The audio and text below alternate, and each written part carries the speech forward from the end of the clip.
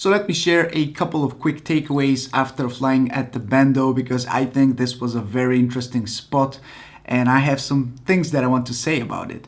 So first things first, I think putting yourself into difficult situations, for me this place was a difficult one because of all these different crashing opportunities. There were so many little branches, little trees, so many obstacles in your way, and I've been flying for less than 3 weeks, so I'm definitely still an amateur when it comes to flying FPV.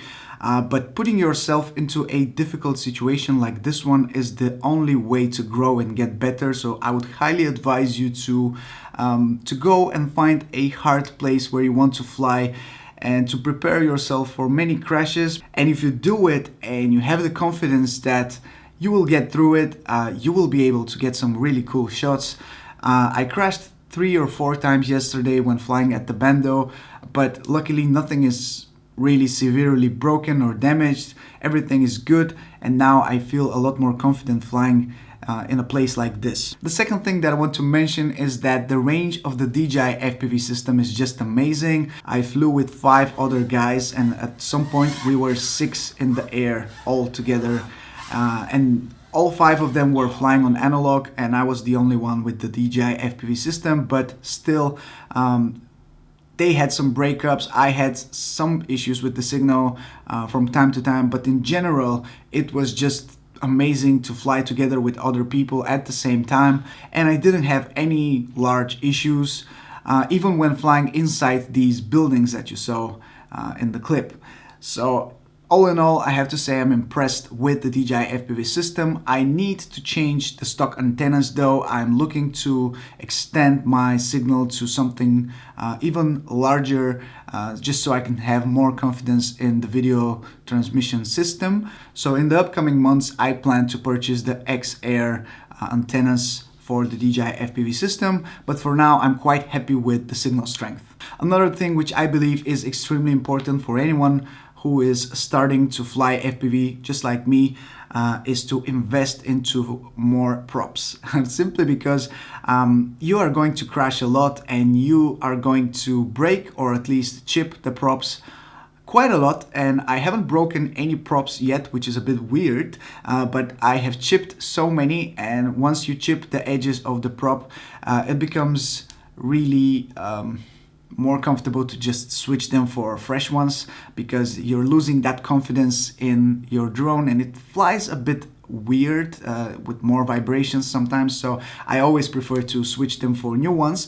So I would highly advise you to invest into a lot of sets of different props and just have them with you at all times. One thing that I definitely enjoy ever since I started flying FPV is the fact that I found a local community who is very passionate about flying FPV here in my city, and very often we go together to fly at some location, and it's making all the difference because as a DJI pilot I never wanted to fly with other people. Why would I want to fly with other people? I prefer to go shoot, get my footage and get back home and edit. But here it has a lot more going on than just flying. You build some friendships, you find people that are passionate about the same things as you are, and generally I think flying with other people is a lot more enjoyable.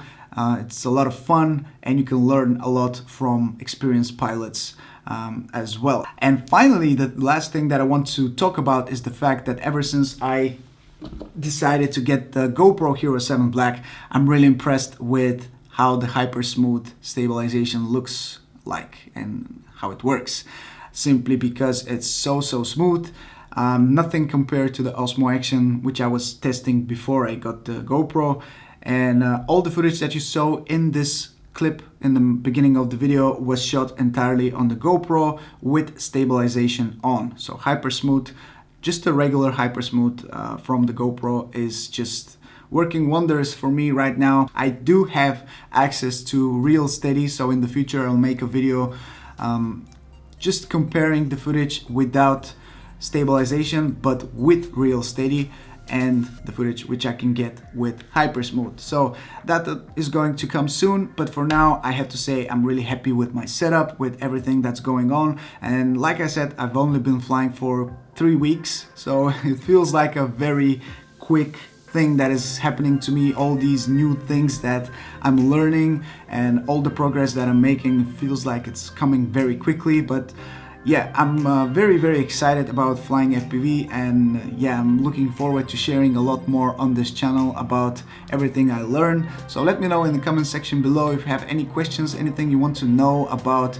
me and my FPV journey. I'll be sure to reply. But that's pretty much it, so thank you so much for watching. This is Mike from Drone Supremacy, and I'll catch you in the next one. Ciao!